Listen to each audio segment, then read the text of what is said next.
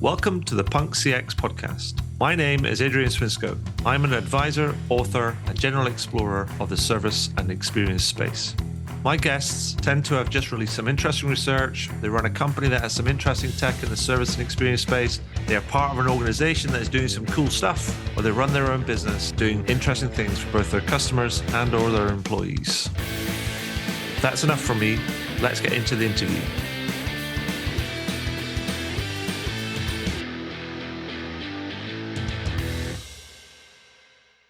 So welcome to the next edition of the Punk CX podcast. With me today, I have Phil Lewis and Claire Croft.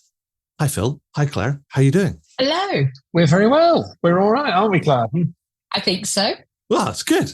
Well, so now, Phil and Claire are both directors at a company called Corporate Punk. Now, anything that's got punk in the name, I'm all over it. So that's kind of one of the big reasons kind of why I asked them on the on a podcast, but also because I've known Phil for a number of years now. Sort of vaguely we bumped into each other and we keep bumping into each other, and it's just come about, taking a long time, that I thought we should have Phil and Claire on the podcast. But so I'm going to stop rambling. And so Phil and Claire, for the benefit of the listeners and also the people that read the highlights that haven't heard of Corporate Punk and yourselves, can you tell us a little bit about yourselves and the work that you do? And I'm going to come to Claire first, if that's okay. Yeah, you're very welcome to come to me. So I am Claire Croft. I have been working with Phil, the wonderful Phil, in Corporate Punk for nearly 10 years now. Prior to Corporate Punk, Phil and I actually met working together at a creative agency. So we spent many a year running a strategy department. Loved it. Got bored of it, went and did something different. I retrained as a coach. Phil went off and did his own thing, and we came back together around 10 years ago, really through a desire to affect change in organisations in a much more positive way. We both had this shared belief around corporations, businesses do not have a talent problem. What they have is a problem unlocking the brilliant talent that exists within it. And we wanted to work in a different way with organisations to help them unlock that potential and really help people to flourish in the work that they're doing. And I think really importantly, that absolute blend of people having a better time at work and businesses performing better commercially and financially. Perfect. Thank you. Phil. Yeah, I mean, I don't have a massive amount to add to that. Save that, I mean, our work orients around one principle, which we'll talk more about maybe as this conversation moves forward, which is the idea of doing change with, not to, people. So where that comes from is a belief that when a business is trying to do something different, whether that's changing an element of its customer experience or how it goes to market, or whether it's trying to merge with another business or digital transformation or any number of things, what predicts success is how well people work together. So when you are not getting the outcomes you're looking for from any kind of change work, then it's usually not actually down to poor strategy. It can be sometimes, but a lot of the time it's down to people not having worked together in the right ways, which can include, by the way, in the development of the strategy, which might mean it's a poor strategy, but often it goes wrong in the execution. So our work focuses on helping organizations, when they've actually decided that they want to make some fundamental change in how their people work together, actually get their act together in terms of how they're working together in order to be able to bring that about. Because, strategy tends to die on contact with reality way too easily. And organizations are very good at writing strategic checks that their competencies, capability, capacities can't cash. So our work looks at all of that. So when people like you who are doing smart things in customer experience are struggling to see the organization keep pace with that intention, then we would come in and help an organization get to grips with what it needs to do, how and why, in order to make good on that strategy or that promise.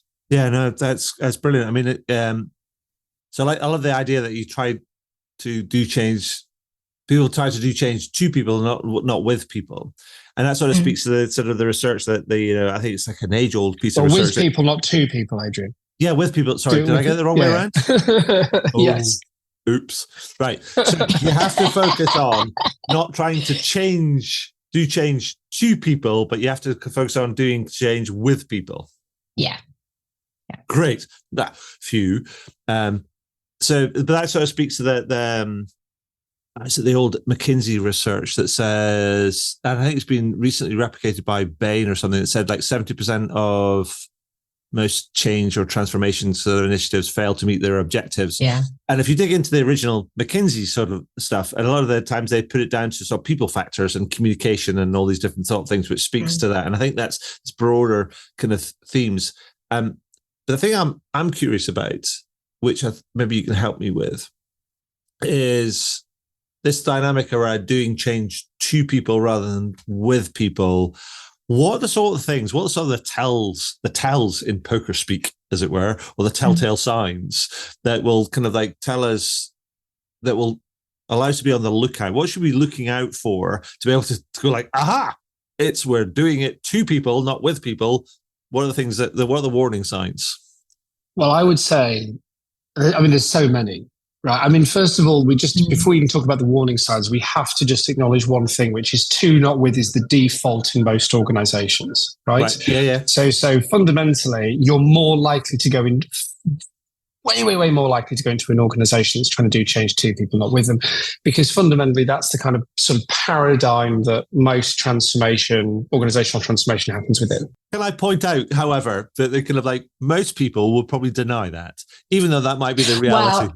Well, hang on, just to say, because and that's the point though, Adrian, right? So where I was going to go with the whole point about the tells is that often you find that language and behavior pull in different directions, right?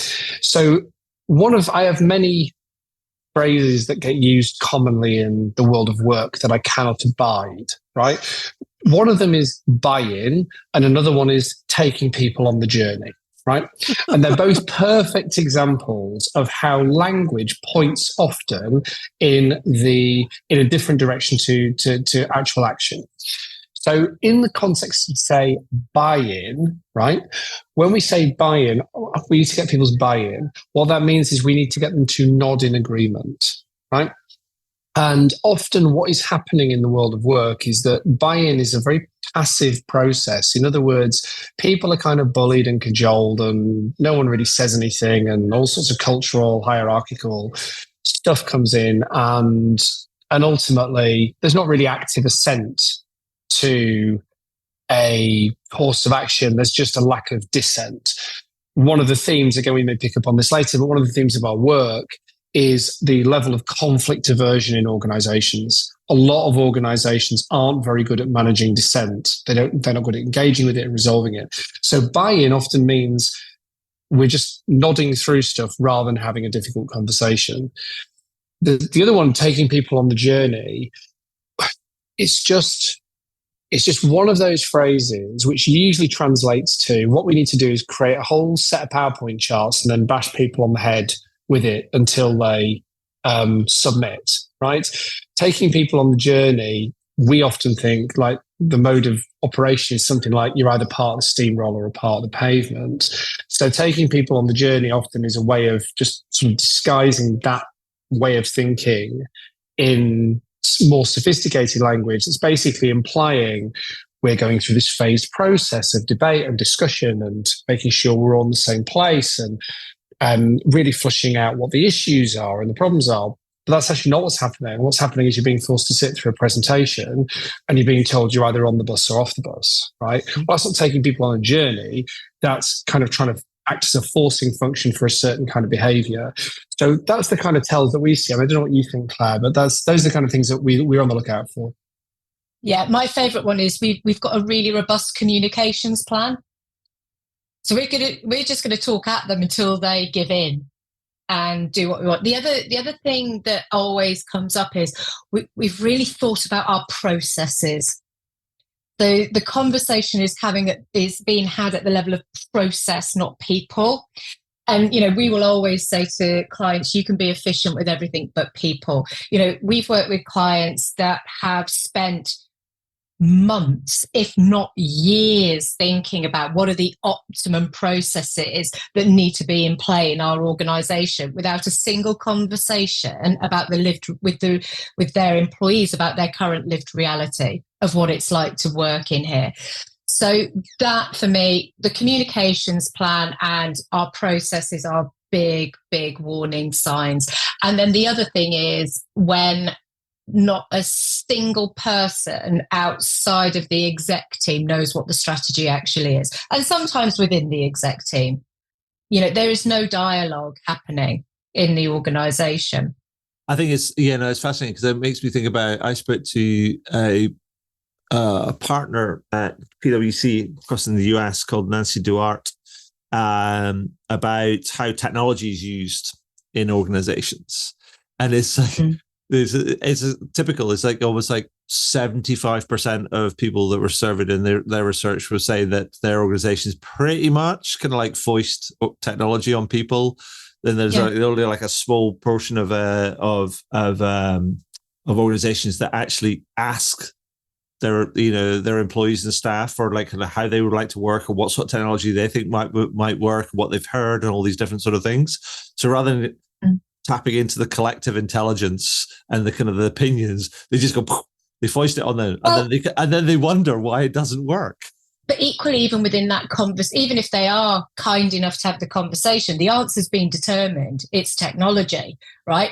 Tell me what technology you want. Technology is not always the answer, right? No, indeed.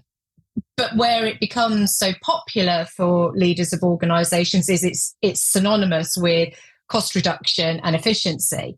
But of course, if you haven't really uncovered what is going on in this organization, we have worked with businesses that have spent millions on technology that, quite frankly, if you could get virtual cobwebs, they would be covered in virtual cobwebs because it wasn't a solution to a problem. Yeah. They didn't know what the actual problem was they were trying to solve for. And so, I mean, I agree with that, and I think I love the idea that you brought up that conflict and dissent, and organizations don't have a way of sort of like having those kind of conversations, dealing with those conversations, and it always strikes me that that many times it's like about. It feels a lot of times it's about the problem lies at the heart of leadership in many ways, and almost like how they see things. And also, if people talk about being vulnerable and being authentic and all these different sort of things, you're like going, there's no sight of that, because almost you have to be right. And you show that in your actions, and you put it, and you're almost trying to not engage people, like having a robust communication kind of plan. But I mean, is doing things differently and with people, I mean, is it just a matter of kind of like changing our mindsets, Phil? I mean, what do you think, Phil? I mean, is it or is it more complicated than that? I think mindset's a part of it. Right. But I think if we're talking about doing change with, not to people, there are some very specific behaviors that leaders need to get good at embracing, and some very specific skills that they need. Just to say on mindset, though, for a second, the whole point about doing change with, not to people, is it kind of brings some stuff in its wake. So one of the things that we say often is you can be efficient with everything but people, right? So, and if you don't agree with that, it's like, well, when was the last time you had an efficient row with your significant other? It's like, it's just fundamentally human beings, the way we're wired, the way we communicate, the way we relate, it's not done for efficiency. And that's great. That's an aspect of human nature we just have to work with. So when you talk about change with, not to, what you're actually accepting is a trade-off. And the trade-off, and this is the mindset point, is things are going to be slower at first, and then in the end, they speed up, right? And things are going to be a bit frustrating at first, but in the end, they're going to actually be a lot cleaner and a lot more effective. So as we say, when we start working with organizations, sometimes they say to us, we haven't got 3 months to actually properly engage with people to do this work. And usually Claire, because it's one of Claire's great points that she often makes, will say to a client, Well, yes, you haven't got 3 months to do that work, but you've got 6 to 12 months to clean up all the crap that's going to happen when things go wrong as a result of not having done it.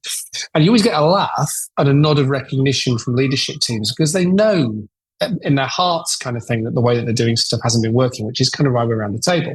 Now, just quickly on the behaviors point, there are some things that leaders need to be able to master. So, for example, we mentioned conflict earlier on. The whole point about doing change with, not to people, is to understand that people across an organization have different perspectives. They have different experiences of work. They have different skill sets. They've got different wants and needs, and so on and so forth. Now, if we're trying to get them to work together differently, what we actually have to do is start by understanding where they're at today and their perceptions of where the organization is, what its strengths, its weaknesses are, and what is going to happen when this thing called change starts being introduced to the organization.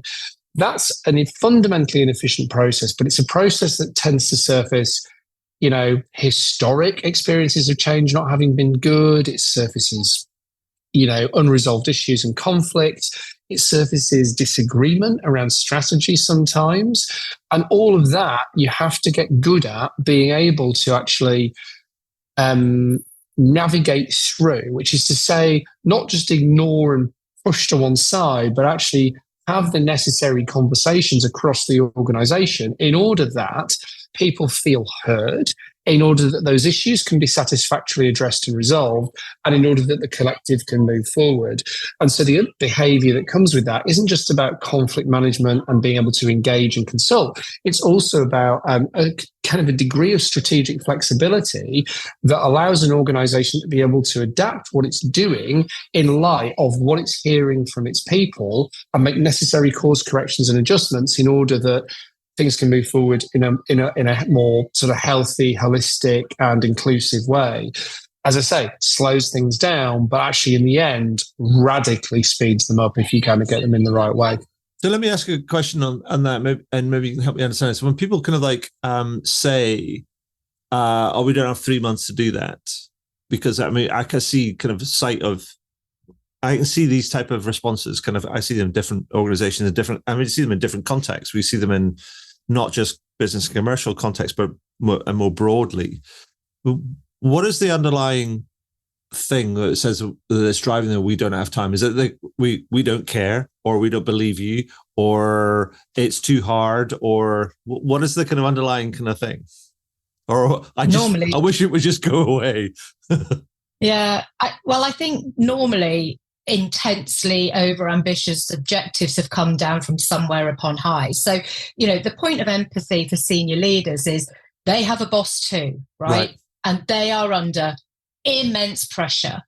And just in the way that their people don't know how to challenge upwardsly effectively, neither do they. Right. People don't get trained or coached in how to navigate challenging conversations upwards, across, or down. Right. No one is trained effectively in how to do this. So the pressure is coming from they don't know how to manage back up the chain, right? And the higher up in the organization you are, the more exposed and vulnerable you are. The need to protect status and position ramps up dramatically. So they become intensely focused on the need to deliver quickly because they themselves won't break the cycle, right? So what we do is we work with them to do two things. First of all, be willing to navigate that managing upwards requirement that, quite frankly, is their job in service of their people, right? Mm-hmm. That for me is one of the most important roles of senior leadership, is to protect people below from unnecessary, unrealistic, unfeasible pressures. But is that not, surely that's one of the things that gets forgotten in the midst of all that kind of pressure, right? It just sort of gets discarded. Yeah. It's like going, I'm in delivery mode, so somebody's from up high said this, and therefore everybody else kind of the upwards and the two-way sort of thing gets thrown out of the way, and this becomes like a one-way street. Absolutely. But the other thing we help them do as part of that managing up is we start to make change small and possible. right? So rather than it being this massive amorphous task, what we will help them to do is really hone in on one small opportunity to affect change, right? Because then what they can do is two things. They can demonstrate change is possible up the chain, and so start to get some acceptance, actually, that yes, it's possible, here's what it's going to take. Right. But it also starts to demonstrate downwards that change is possible. And what that creates is energy and momentum and belief down the chain. And then you start to build momentum. You start to, weirdly, like we have ended client engagements with members of a board saying, not only have you managed to achieve the change we were looking for, but people seem to have enjoyed it along the way. How the hell was that possible? Right? So it is all about, because there's not an organization really, I don't think, out there, unless it's been in business a couple of weeks, who hasn't tried to change and experienced challenge and failure with it. Right? So the resistance to change, the cynicism around change is huge in organizations. So being able to demonstrate it's possible and possible in a positive way is beneficial upwards and downwards. Yeah.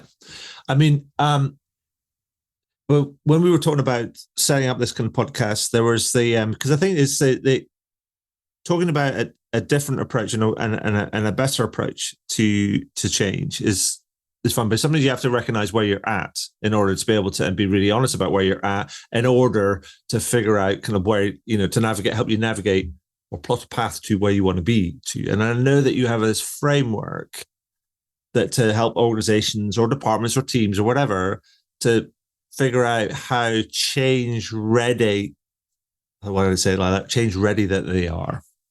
Can you tell me about that? Because I think that's kind of like, it's like it'd be quite a nice GPS, as it were, like, oh, you're here.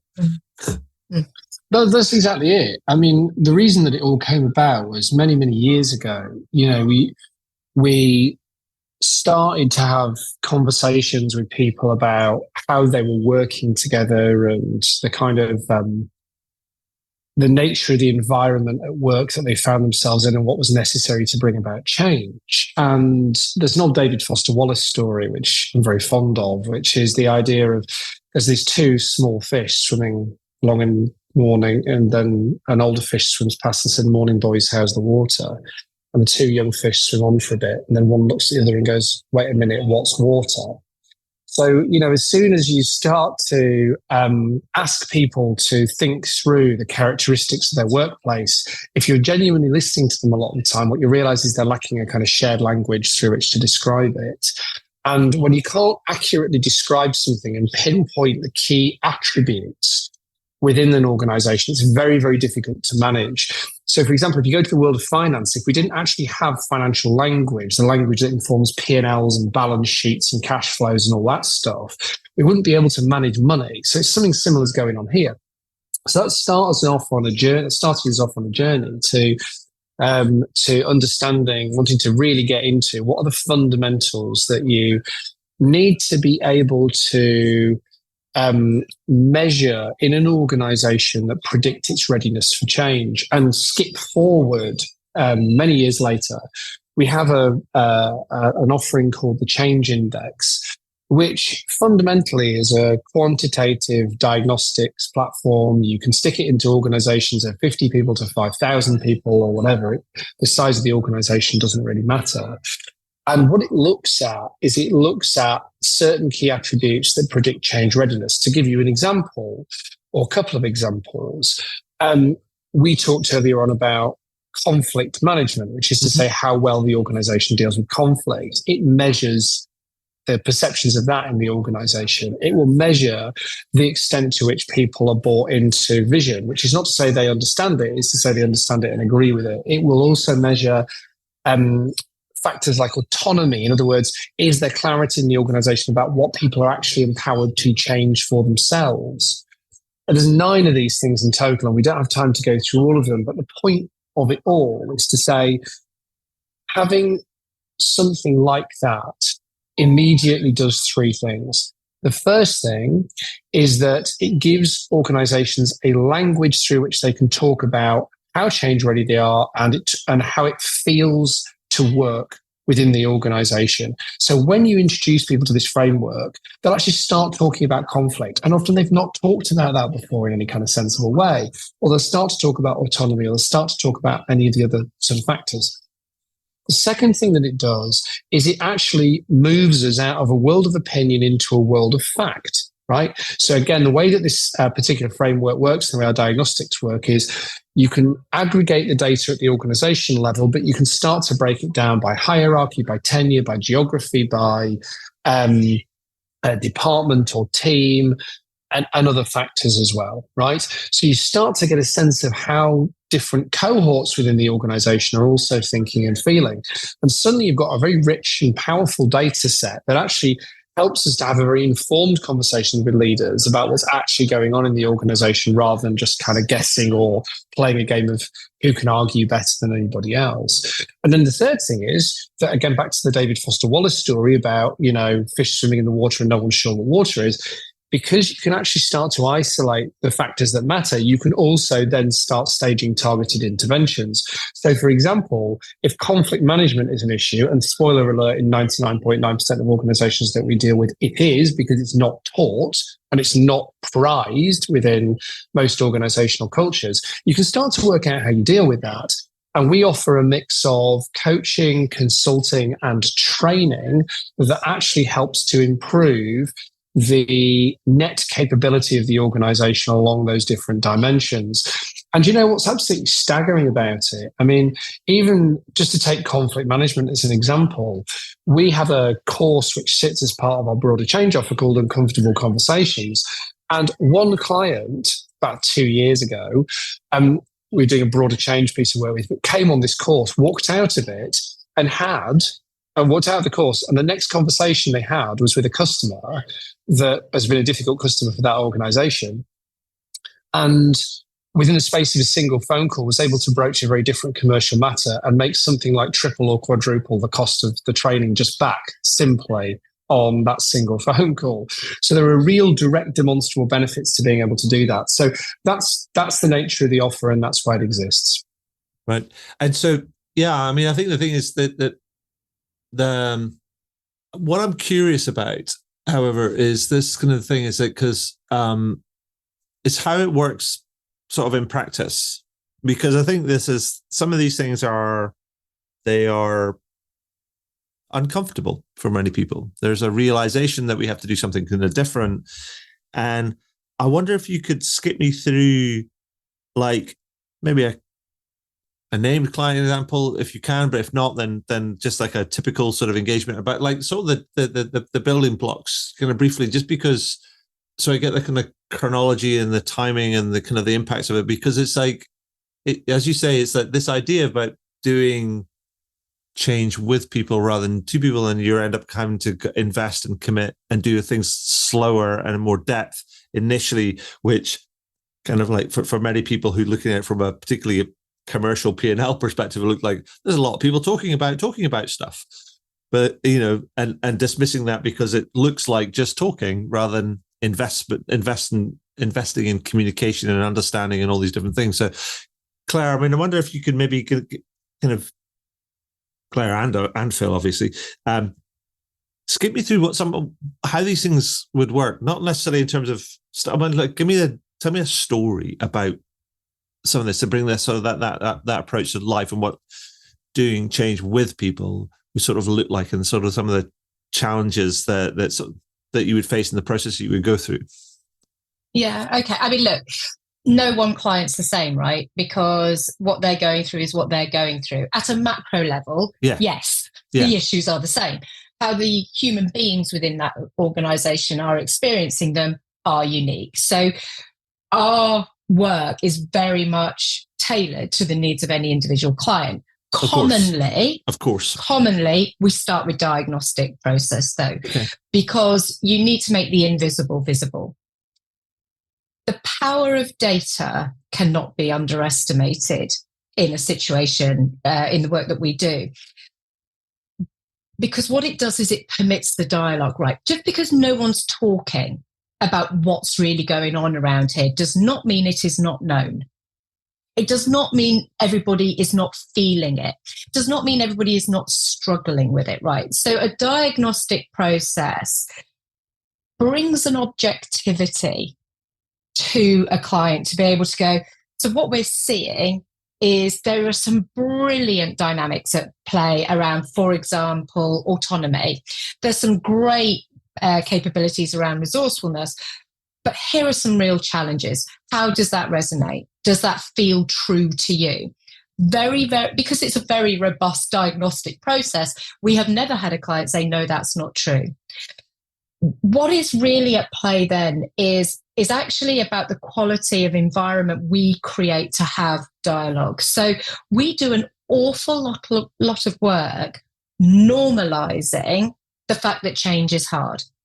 Because you have leaders sat there going, I should be able to do this. This should be straightforward. I get paid an awful lot of money. I am expected to be able to do this. But the reality is, very few leaders are trained to be leaders of change, right? Mm-hmm. They don't know how to do it. So a process of normalizing the challenge of change permits them to be open about the fact that they're finding it difficult. So at the beginning of any client engagement, everything we're doing is about making the invisible visible. And right? On the data side of things, can I ask, is that data that exists and that you're just collecting, or is that data that you're also gathering through or is it both? It would be both. But, we very much like to conduct the change index diagnostic process with our clients because it is absolutely laser sharp focused on readiness for change, right? Mm-hmm. We will review where they're at in terms of employee engagement, but we have some relatively strong views on employee engagement surveys. It's like, turkeys don't vote for Christmas. Sure. The change index is a purpose-built diagnostic tool that is evaluating how ready are you to navigate change as an organization. And the fact that it sits outside of the organization adds to the objectivity, right? It brings new intel into the conversation. And it's not owned by anybody in the organization. There's no agendas around it. We will do both qualitative and quantitative diagnostic work. The qualitative, we will interview people across the organization, and we're able to, from the outset, bring voices of the people into a conversation with senior leaders. So it is both, but in terms of breakthrough, in terms of permitting different conversation, the diagnostic processes that we're able to offer our clients really enables that. It creates a different language for dialogue and discussion and debate, right? So where we start is there. We are then working very hard on normalizing and permitting the fact that it's difficult. And from then on, it really is about collaborating with our clients to work out, so how do we start to demonstrate change is possible? We work quite closely with our clients on the appropriate targeted interventions. If it's not us that needs to do it, that's fine, right? We are not a McKinsey. We are not a Bain. We don't land and expand. The purpose of the diagnostic is to get as rounded a view as possible about what support might be needed. But one of the areas of support we're particularly passionate about is our change course training program, where we'll work with people from across the organization on live business projects, and we are training them on the new ways of thinking and working. So rather than lots of sessions of everybody pushing adjectives around on a page about how we want to work together, we get on and do the work with them. We help people experience what it's like to work differently together. Okay. As you say, it's like, and oftentimes when people talk about, change, whatever type of change it might be, whether it's cultural or, whatever type of change, a lot of the time is like they don't associate change necessarily with data, and actually kind of the gathering of and the creation of kind of like data.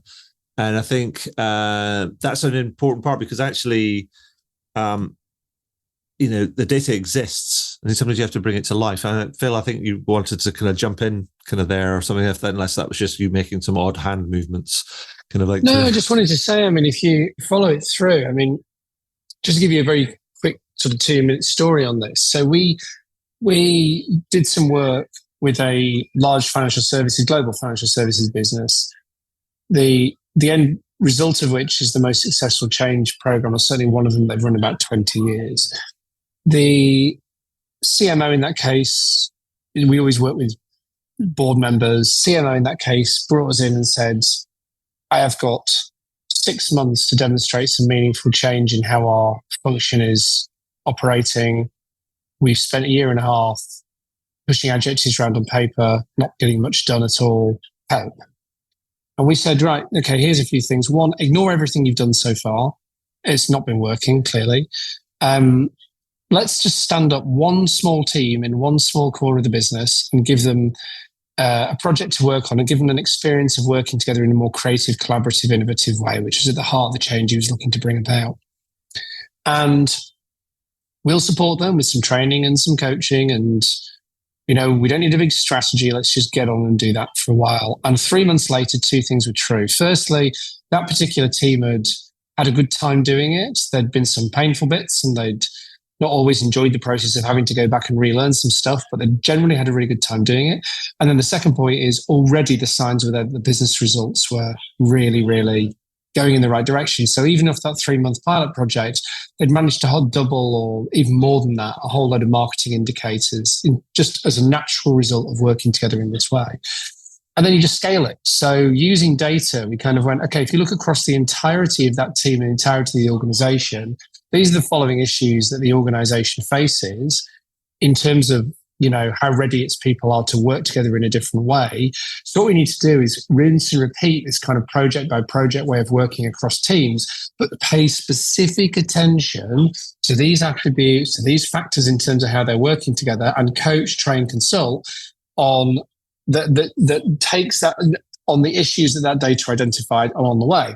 Did that, built a strategy as a kind of, superstructure for the whole thing. So actually there was some sense of how we were, what we're trying to do and by when, and what the metrics were that were going to evidence that this was working for the board and all the rest of it. And then, rinse, repeat, scale. As you do that, hand over the tools to the organization so that the organization can, learn how to do this stuff for itself, and people can be equipped to start mentoring and looking after each other in that process too. And then in the end, what actually happened was the change process had accrued so much momentum through doing that 2 or 3 years in. Corporate Punk was basically able to kind of slip out of the door with a quiet sort of click, unnoticed at the end. And the client said to us 3 to 6 months, we picked up an award for this about 2 weeks ago. The client said to us a few months later, the most remarkable thing is, even though the change project is finished, people keep continuing to change. They keep continuing to evolve. Sure. So it's about data, and it's about bringing together those principles that Claire was talking about. But I wanted just to say, it isn't just the case of there's a lot of conversation happening and nothing moves. That there can be a degree of a lot of conversation happening, but actually what happens is stuff does start to move. It just starts to move on a smaller scale originally, and then it starts to move on a much bigger scale. I think the one thing as well that is so important in our work is we reconnect people with the value of thinking. Thinking is one of the most devalued activities in leadership today, in my humble opinion. I know. Can I just say, kind of like, Claire, I would wholeheartedly agree with that, because it's a bit like I say to people that the idea that people have got to create space to do thinking, to actually understand problems. The problem is in a modern environment that demonstrably looks like doing nothing, because thinking isn't a kind of visibly, you can't, it doesn't show up as like an activity, as it were, right? And so it looks like you're just sitting around staring out the window or whatever, thinking about something. And therefore it's completely undervalued, because it doesn't look like you're busy. I mean, it blows my mind how we're in this position, because the complexity of the challenges businesses are facing today, how can you get to great answers without thinking? Like, just acting gets you to an answer, but does it get you to an answer that really moves you forward as a business?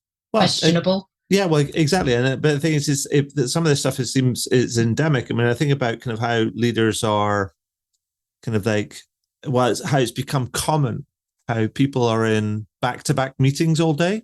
I'm a bit like, hang on, when do you actually do any proper work, some thinking, some investigation, some doing all this stuff, rather than just being in meetings?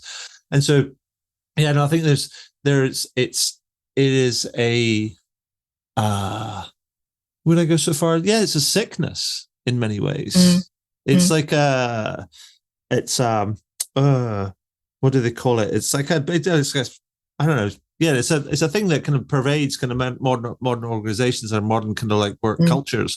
We don't create enough space to do some of this sort of stuff because it looks a lot like doing nothing, and that is, it's crazy. And therefore, creating this sort of space to think and to explore and to investigate and to be truly wrong about sort of things, I think is completely missing. Yeah, the willingness to not know the answer. Right. Brave is the leader. Oh, crumbs. So I just wanted to say, I know that kind of like Phil's about to get evicted from his current kind of location. So we're going to wrap this up in a minute. So here's the thing. A couple of quick fire questions to finish up on is, so if we were to boil it all down, and to say somebody who's listening into this that wants to improve their customer and their employee experience, and that's going to require some change, as it were. If I was to say, Phil and Claire, short answers, kind of, if you were to say, do this one thing, what would it be? What would be your advice? Phil, what do you say? Proper dialogue with your people about what you're trying to do and why, and listen to what they have to say. Perfect. Thank you. Claire? In service of your customers, put your energy into your people. Awesome. Like pithy headlines, kind of strap lines. Brilliant. I love it. So next ones, before we go, with like the punk, we ask all these kind of questions around punk CX and punk XL, and they're like a word association questions. And so for the last couple of years, I've been asking people what one or two words they would use to describe a punk approach to CX. Now, as I explained to you prior to this, I have collected 196 of these different words and phrases over the course of the last couple of years. And I'm going to stop when I get to 200. So maybe you can give me kind of like a couple of answers or suggestions of what you might think, one or two words you would use to associate kind of like, or what you use to describe a more punk approach to CX. Phil, what do you think? Uncompromising, relentless.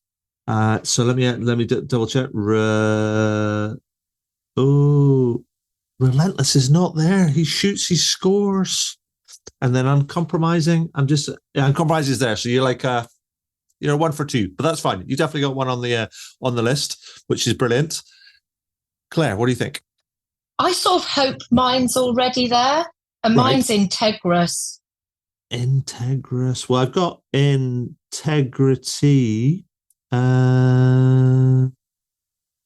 Actually, it's not.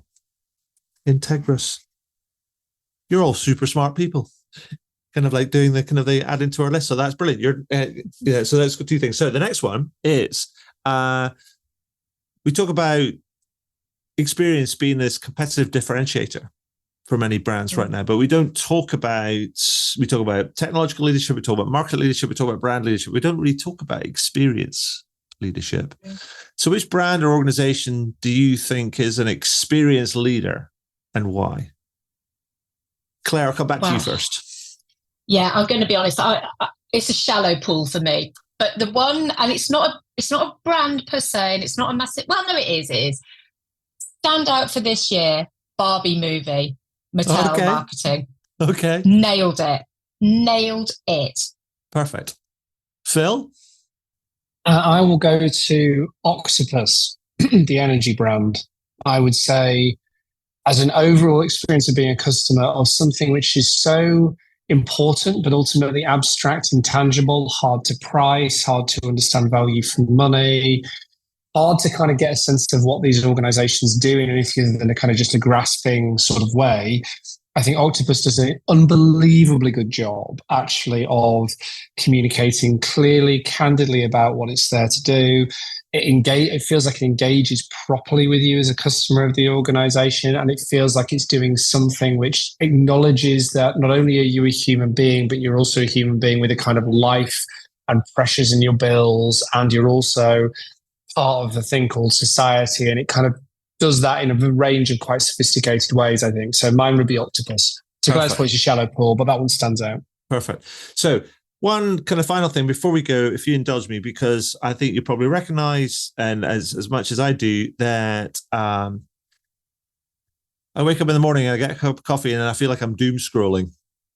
The world is a weird kind of place. And therefore, to try and end on a positive note, I'd like you to think about and give me your best good news story that you've seen over the last kind of like week or so. What is the thing that you've kind of seen that and you've gone, that's made me smile? There's a ray of sunshine. There's a bit of hope there. So what would it be? Claire, what do you reckon? Well, everyone will probably know this one, but I saw it last night, the Charlie's Bar Christmas ad, which made John Lewis cry, I imagine. And what I love about it is it's an absolute demonstration of when something's genuinely coming from the heart, rather than that's what the ad agency said heart looks like the power of it. I thought it was really lovely. And they did it on 700 quid. Happy days. Nice. Brilliant. Phil, what do you reckon? I would say I read last week about the trajectory of child poverty rates across the world over the last 30, 40 years. And it's absolutely staggering the amount of children who've been lifted out of poverty around the world over that time, net. And I think it's a great example of how bad news travels fast and good news tends to travel slowly. But if you really want to cheer yourself up, look at the trajectory on child poverty rates over the course of decades. It's really astonishing. Perfect. Thank you. What great stories. So that's it for today. Hopefully that there's nobody kind of banging on Phil's door trying to kind of evict him kind of right now. But if there is, we can ask them to kind of politely kind of like hold on for a second. But just want to say, Phil and Claire, I commend you on the work that you do, and this idea that we need to do change with people rather than not to people, because for the simple reason that it's wasteful of everybody's time and effort and resources and all these different things, and we need to be better at it, and because we're not good at it. And so I commend you on the work that you do in that sort of space. I love the idea of the approach, and thank you for sharing your time, your insight, and your expertise with us today. That's been brilliant. Thank you for having us. It was a total pleasure, Adrian. Thank you. Wow, what a great interview. I hope you enjoyed it. I know I did. Find out more about me and the work that I do at adrianswinscoe.com. Do leave a review on your favorite podcast platform. And if you have any comments, feedback, or questions about the podcast, then feel free to send me a message to podcast@adrianswinscoe.com. And do tune in again. Thanks very much.